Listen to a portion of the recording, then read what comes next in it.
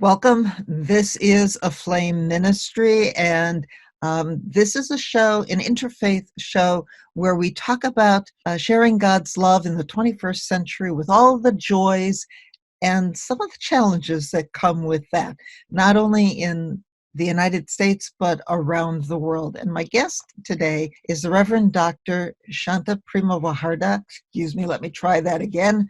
Primavaharda. And he trains and coaches people of faith to collaborate across differences and act effectively for justice and peace. He's a president of Omnia Institute for Contextual Leadership and has worked with the predecessor of that organization, which was the Seminary Consortium of Urban Pastoral Education. And previously, Dr. Primavaharda was the director of interreligious dialogue and cooperation at the National Council of Churches in Geneva, Switzerland. And before that, he was the associate general secretary for interfaith relations at the National Council of Churches. He has an MA and PhD in religion from Northwestern University in Illinois, and the author of numerous articles and a book entitled Religious Conversion, Religion Scholars Thinking Together. In 2007, he received the Interfaith Unity Award from the Islamic Society of North America, and he has also been my guest previously on my radio show, which is also called AFlame Ministry. And you can find that on boldbravemedia.com, or if you go to Apple Podcasts or any of the other podcast networks and look for the BBM Global Network and then AFlame Ministry. And it's show number 25 called Identifying Your Community's Slingshot, an intriguing little title. So, Dr. Primavaharda, it's a pleasure to have you here today to talk about the very important work that you folks do at Omnia. Welcome. Thank you very much, Kathleen. It's a pleasure to be here with you, and thank you for your ministry that you do. And obviously, I need a lot of people to know about the work that we do because we believe it's critically important for our world today. Yes. Well, tell us a little bit about what Omnia is to start with. Omnia, obviously, is a Latin word that means all. All things. Wherever you find, for example, in the Bible, in the New Testament, where it says all, the Latin word was omnia. I can do all things through Christ who strengthens me is omnia. All people coming together. We wanted to get a word that described the inclusivity of what we believe human community ought to be, and Omnia came to us. So we decided that would be our name. That was 3 years ago when we transitioned from what was SCOOP, Seminary Consortium for Urban Pastoral Education, is an organization that had a 40-year history. Wow.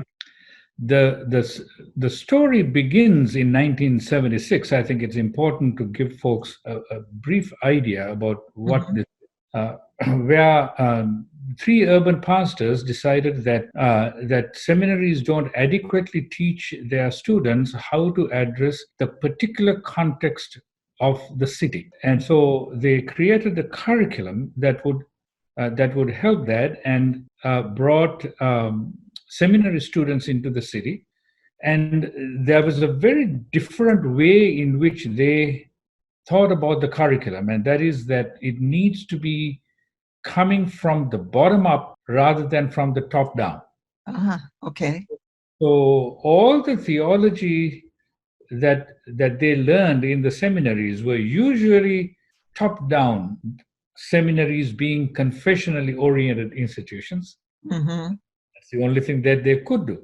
So what these pastors said was, our theology must begin from the place where people ask real, hard, day-to-day questions and deal with real day-to-day struggles. That's where theology begins. If you say that, and if that is where your theology begins, then you have a different set of questions. and that yields a different set of answers. Mm-hmm. So this we called contextual theology, meaning that it comes out of the context, and the other we called received theology or theologies. Okay. So what we wanted to do with the new organization that we began in 2016, in fact, it is now December of 2019. This was exactly 3 years ago Congratulations. that the organization transitioned into Omnia. And we said, what we want to do is to take this method out to working religious leaders. It's not just seminary students, but we ought to be able to take it out to any city and be able to work with pastors and imams and rabbis and other clergy and people of faith to help them understand how to rethink their theology from the bottom up, which then easily allows for collaborations to take place between religions. For example, if the critical question that is arising in the community is, let's say, about poverty and hunger, or about affordable housing, whatever it is, all of the people, all of the religious communities can work together on that question before you start asking questions like, do Muslims and Christians worship the same God, or what is the context of revelation, or something like that. Those answers to those questions will come when people actually begin to work on real questions together. So very interesting. Yeah, as a perspective to do that. Yes. I had been working in the World Council of Churches, as you said, as director for interreligious dialogue for a good long time in the ecumenical movement, and understand that much of what goes for dialogue is religious leaders sitting around a table and talking. Nothing much else happens, unfortunately. Yeah. So how do you begin from the other end of the spectrum is the question. And the way to do that, rather than get bogged down by theological questions, begin with real action. Once you do that, then it's easy for us to move forward. That's a wonderful perspective. So out of that kind of thinking, you have built some things called the Interfaith Peacemaker teams. Correct. And so tell us a little bit more about what those are. Yes. How they work. Yes. So as we thought about how to implement this plan, one of our alumni from 1990 or so, who is today a senior church leader in Nigeria, came to us. Mm-hmm. He is the vice president of the Church of Christ of the Nations in Nigeria, a very large denomination, okay, particularly in the northern parts of Nigeria. And he said to us, he described how he has to regularly interact with Boko Haram. Mm-hmm. Boko Haram is the brutal terrorist organization that has been decimating Nigeria for a very long time. And he described to us how sometimes he gets a call at 2 a.m. saying that Boko Haram is going to go destroy this particular Christian village by 6 o'clock in the morning, and so please tell people to get out of there by 6 o'clock. So he told us that he has to now decide whether he's going to negotiate with Boko Haram or whether he's going to tell people to get out. So I asked him, his name is Obed Dashan, and I said, Obed, so what do you do? He said, I pray. I said, you're a good man, Obed, but when you get up from your knees, what do you do? He said, I don't know what to do because you guys never taught me what to do. You told me how to understand the city and its people and its cultures and its politics and its economics, but you never taught me how to deal with something like this. In fact, the book is still being written on that. Mm-hmm. So we had long deliberations around this question, and we fortunately had one of our faculty members who's Nigerian, who had done his PhD also at the same institution that I did. That's at Northwestern University. Mhm. He was pastoring a church in Chicago, and he was a part of our faculty. We had him teach us, our board and staff, about Nigeria, about the struggles that are going on there. And then, as we were thinking about the question, he brought to us a person from Nigeria, a really incredibly gifted organizer. And he came to us. He was at the time the chairman for the Northeast Zone for the Christian Association of Nigeria, which is about the largest ecumenical organization in Nigeria. Mhm. And so he came to us and he was very enthusiastic about what we had to tell him about contextual theology and how people ought to come together. He invited us to Nigeria. Okay. So, with that blessing, we went to Nigeria in 2016 and began to work with Muslims and Christians. Nigeria is about the most populous country in Africa, about 200 million Oh, people. okay. About 50 million of those, about 50% of those are Muslims, and about 40% of those are Christians. Mhm. The North and the Northeast are predominantly Muslim. And so there has been a long standing animosity between the two communities. And my analysis is that it is to that breach that an organization like Boko Haram has stepped in. Boko Haram, since 2009, it existed for 10 years or so prior to that, but it is since 2009 that it has become most violent. And when its leader was killed by Nigerian armed forces in 2015, I believe, the new leader that arose made the pronouncement that they are going to go after Christians like nobody has done before. Hmm. The fact is, they don't go only after Christians, they go after all peace loving Muslims as well. In other words, anybody that does not belong or does not subscribe to Boko Haram's violent ideology, they would go after them. Hmm.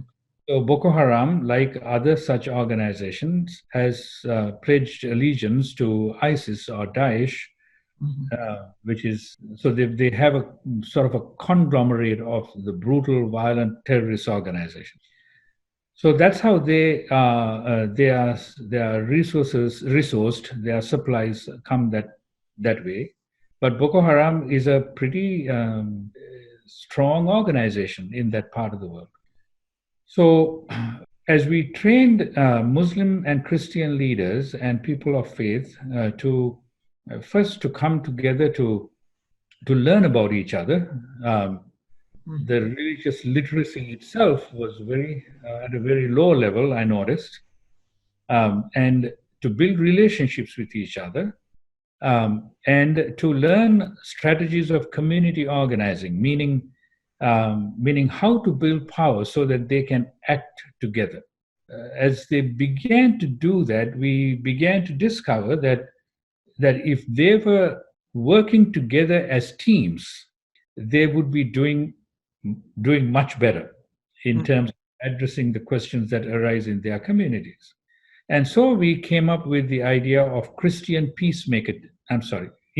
peacemaker teams. There is another organization called Christian Peacemaker Teams that some of you may be aware of. I was very much involved in that organization, so Ah. I have liberally borrowed from them. Uh, Not only the name, uh, Uh-huh. a similar name, but some strategies as well. But interfaith peacemaker teams have are groups of Muslims and Christians in Nigeria. This is in elsewhere in the world as well, but in Nigeria, it's Muslims and Christians Mhm. who come together to learn about each other in the first instance, but then to build relationships with people in the neighborhood, in their village, so that they come to understand the real questions that they are faced with, the contextual questions, and out of that be able to identify an issue that they are able to accomplish given the level of power that they have, and to accomplish that. let me back up for a second here with this. So you're talking about Muslims and Christians. Now, is Boko Haram any part of that Muslim group who come together with this? Boko Haram claims to be a Muslim organization. Yeah. It is one of those extreme Muslim organizations. Mm-hmm. However, mainstream Muslims have nothing to do with them, and they are and Boko Haram goes after mainstream Muslims who do not believe in their violent ideology. Mm-hmm. Boko Haram literally means Western education is forbidden, which means that only Quranic education is allowed. So that includes understanding science and mathematics. It includes understanding anything else about the world, its history and geography and so on, because of the idea that Western education comes tinged with colonialism, with oppression. And so education is a way of turning students' minds towards an appreciation of the West that is seen as, and the West is seen, of course, as the great oppressor. So make sure I understand this. Boko Haram says absolutely no Western style education. The only education they allow for their people is strictly what the Quran says. And not only that, but their understanding of the Quran. In fact, it is a very extremist interpretation of the Quran. Right. So what happens here is what the Interfaith Peacemaker teams do is to discover something that is a real question in the community that real people are asking, and ask themselves, is this urgent, relevant, and winnable? Winnable because if you undertake to do a small project that is winnable rather than a large project that is aspirational or unwinnable, you can then go on to a larger project. Mm-hmm. So I'll give you a brief example. There was a cholera epidemic in a village. 6 people died in that cholera epidemic. Okay. And so the IPT came together and said, this is because there's no clean water in the village. We need to build a deep well. They call it a borehole, and in order to get clean water. And so they said, well, it's going to cost some money, $1,500. They said, can you help us find the money? And I said, no. I said, I have trained you to go and to build power so that you can go ask the government for the money, because it is the government's responsibility to maintain the health of its people. So you need to build power, go to the government and get that money and get them to build it. And they agreed. And so they started doing that. They canvassed the entire community. They got everybody involved, went to the government and began the process of demanding for a deep well in that community. Well, this was about a year ago. And in February of this year, a couple of months after that, there was a major election in February, and the government changed. So they were in a dilemma because they had to go start the process all over again. And they said, no, we are going to wait for the government. They raised the money themselves. This was a poor community. They went out to all of those who had moved out to the city and in seeking jobs and who had made some money. They went to all of them and said, you need to support your whole village, and raised enough money in order to build the borehole. That's what they're doing now. Wow. That's what IPT does. And IPG, the Interfaith Peacemaking Team. Yeah. So just so people get the acronym there. Correct. Interfaith Peacemaker Team. That's just an example of what an IPT does. I'll give you one more example because this is very interesting. We had in December of 2017, 2 years ago now, 2 women from the same village, a Christian and a Muslim, were sitting together and did a conversation, what we call a one-on-one conversation with each other. and decided that when they go back home, they're going to tell other women in the village to pair up Muslims and Christians and build relationships. And they did so. That was in December. In March of the following year, 3 months later, when I went there, 22 women came to see me and said, look, we have built relationships, 11 pairs of women, Muslims and Christians. Now what shall we do? So I said, it is great. Please keep building the relationships. In October, when I went, there were 120 women. Wow. They were in a room. They were cramped up in a room, and they came to listen to what I had to say about what they're going to do next. Wow. So we strategized that day, and they said the same election I talked about a minute ago, February of this year, 2019.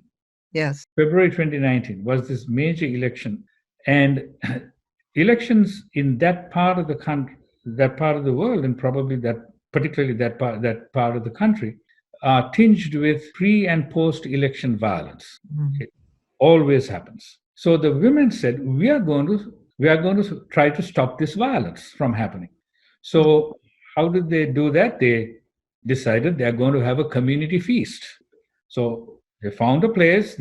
Everybody brought food, and they had a major potluck, and everybody sat down together and shared food and ate. 2,000 women turned up. Wow. And my colleague, who I talked about earlier, who came to Chicago and is the organizer here, Reverend Abarakalla, they invited him to come and speak. And he challenged them to stop the violence.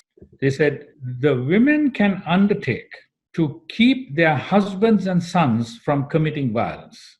And they made a commitment to do so. And there was no violence. Wow. In February. Wow. That to me is a major victory. It's that kind of thing that happened. So today, those 2,000 women have formed more than 20 interfaith peacemaker teams in that region. So our idea is this, our theory is this.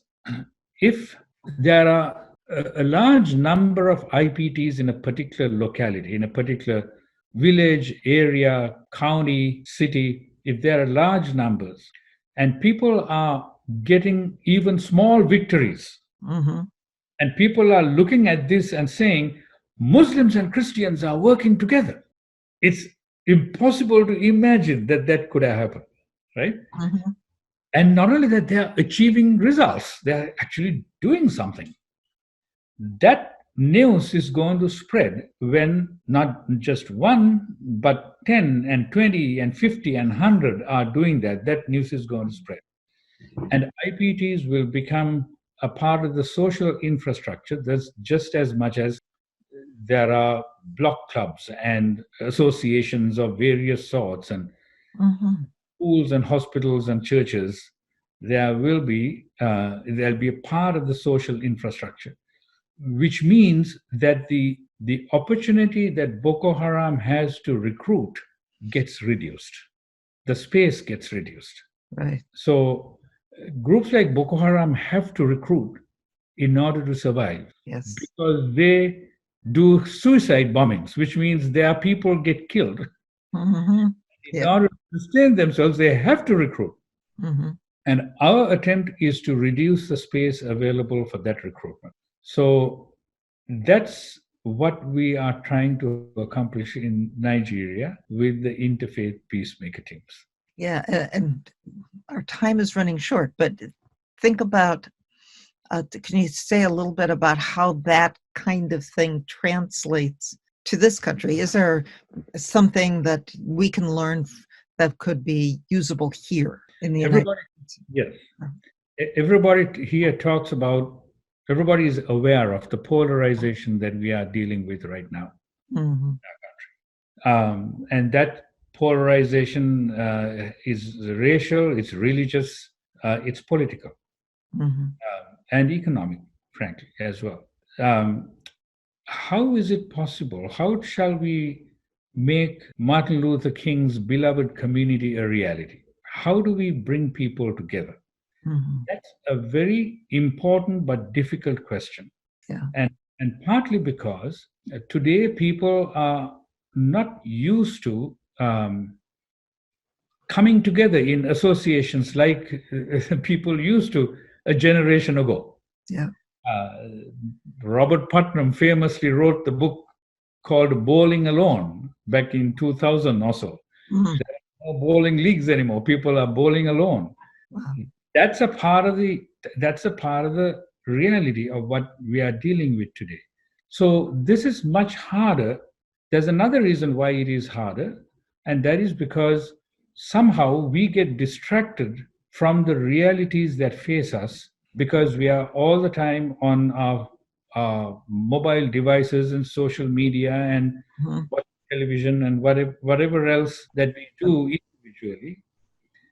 So our communal activity is so much smaller, and we are not aware as much about what's going on in our neighborhood, what our neighbors are thinking and feeling. So, in Nigeria or in other parts of the world, the threat is right smack in your face. That's the difficulty Mhm. that we are dealing with. We are very good at leaving that aside and getting involved in our private amusements. Yeah. That's our problem. Now, what is the answer? I don't know. I think that interfaith peacemaker teams are a good answer. Getting that organized in our communities has proven to be more of a challenge than I had anticipated. So this is what I'm really trying to work on. So that's another step that you're looking to take for the future and to build upon. Yeah. Uh, Exactly. yeah. Thank you for sharing all of this. We are running out of time, but to viewers, to let them know you are going to be back for another show, so the story will continue. So for viewers to take a look and look for that next show. So until next time, I tell all of my viewers every single day, please write down or at least think about 3 things, not just one or two, but at least 3 things that you're grateful for, and find one person, just one, to whom you can share a little bit of God's love. It might be a smile, a thank you. It might be just a hug. It doesn't matter. It doesn't have to be something big, but one person. So until next time, to all of you, God's blessings, and look forward to seeing you again.